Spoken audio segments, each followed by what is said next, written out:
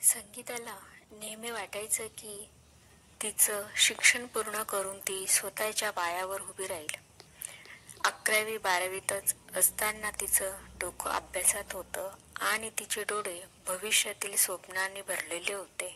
पण नियतीच्या मनात काहीतरी वेगळं होतं. तिला आत्तेभाऊ होता, त्याच्याशी तिचं लग्न ठरलं. त्यानंतर संगीताच्या स्वप्नांना एक वेगळीच दिशा मिळाली. ज्या घरात ती सून म्हणून गेली ते घर तिच्या स्वप्नासारखं नव्हतं. तिच्या नवऱ्याला दारूचं व्यसन होतं.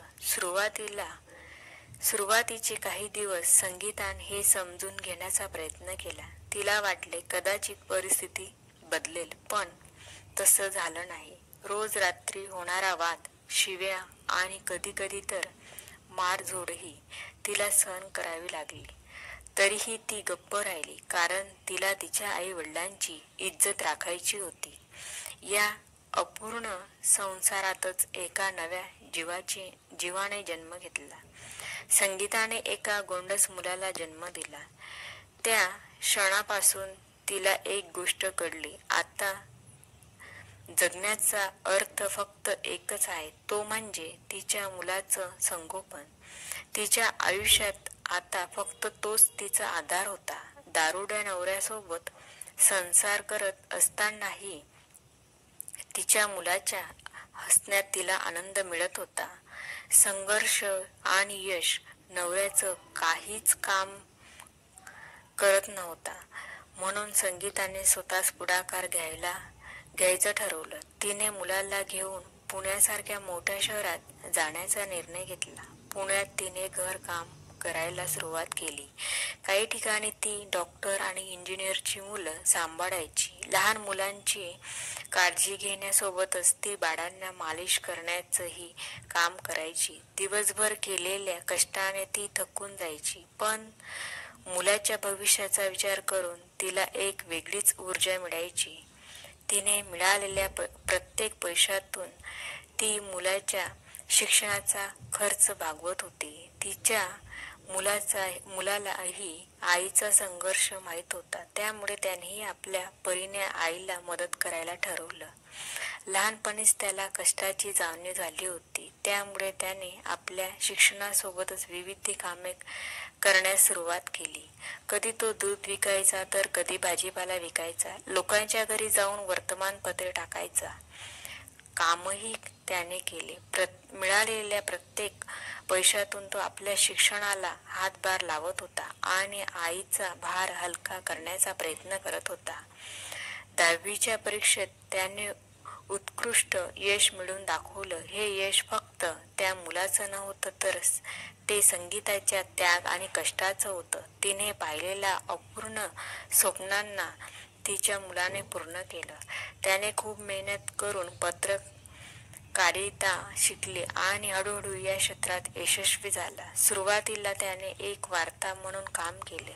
नंतर तो समाचार वाचक आणि न्यूज अँकर म्हणून लोकांसमोर येऊ लागला. जेव्हा संगीता आपल्या मुलाला टीव्हीवर बातम्या वाचताना किंवा अँकरिंग करताना बघायची, तेव्हा तिच्या डोळ्यात आनंद अश्रू जमा व्हायचे. तिला वाटायचं की तिच्या आयुष्यातील सगळ्या संघर्षाचे आणि कष्टाचे खरे फळ तिला मिळाले आहे. एकाकीपणाची वेदना, मुलाच्या यशाने संगीताच्या आयुष्यात आनंदाचे दिवस आले होते. तिच्या कष्टाचे चीज झाले होते. पण म्हणतात ना, नशिबाच्या मनात काय आहे ते कोणालाच सांगता येत नाही. एक दिवस तिच्या मुलाने तिला सांगितले की तो एका मुलीच्या प्रेमात पडला आहे. संगीताने लगेच होकार दिला. तिने मोठ्या थाटामाटात त्याच्या लग्नाची तयारी केली. लग्नानंतर सुरुवातीचे दिवस आनंदाचे गेले, पण 4 वर्ष उलटूनही त्याला मूलबाळ झाले नाही. याच दरम्यान एक दिवस तिचा मुलगा वार्ताहर म्हणून एका ठिकाणी गेला होता. अचानक बातमी आली की त्याचा अपघात झाला. बातमी ऐकून संगीताच्या पायाखालची जमीन सरकली. तिच्या डोळ्यासमोर अंधार पसरला. एका क्षणात तिचे सर्व स्वप्न आणि आनंद नाहीसा झाला. ज्या मुलासाठी तिने आयुष्यभर संघर्ष केला, तोच आता तिच्यापासून कायमचा दूर गेला होता. मुलाच्या जाण्याने संगीताला मोठा धक्का बसला.